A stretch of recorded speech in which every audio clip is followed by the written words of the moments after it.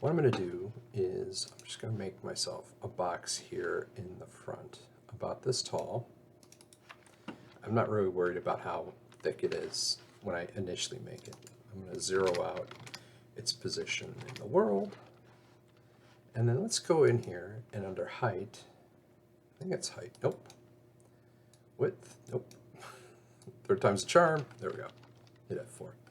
So now we have a bunch of segments. Let's just put it at, say, 15. 15 is good.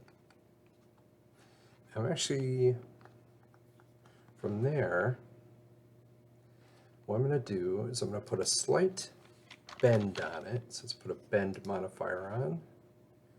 Change the direction. Oops. There we go. So I want it to be Y, so I'm going to have it kind of bend like this. And if I go down to the gizmo, I can actually adjust like how, oops, I want the center. I can adjust like where it's oriented from. So if I place this kind of at the base of it, I can sort of adjust how much it's bending.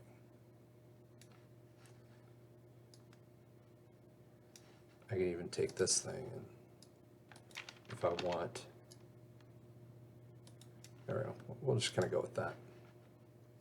And now I'm going to go into Edit Poly, and in Vertex, I'm going to grab like this top group here, and let's put a FFD 4x4x4. If I go into the control points,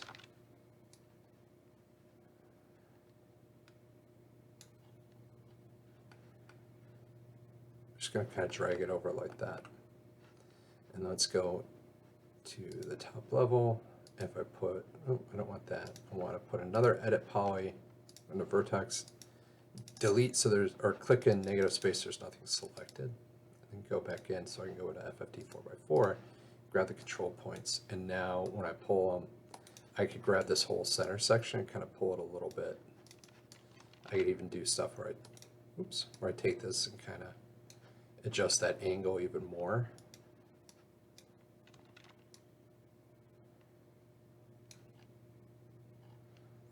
But now what I effectively have is for this blade,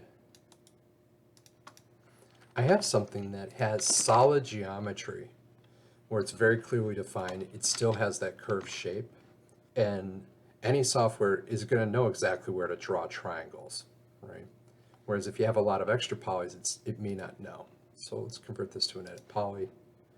And even if part of it's looking a little bit chunky, we can grab the ring and hit flow connect to kind of round it out in a couple spots.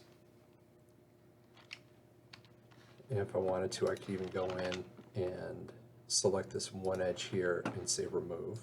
So now it's going more to a point. And then probably the last thing would be to grab the entire mesh and center it. So I'm going to center it on there. So it's centered on, see.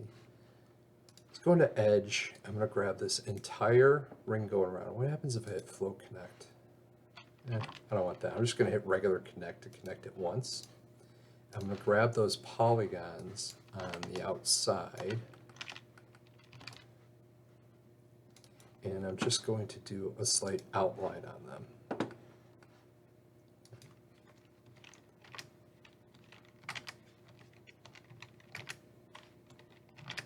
There we go.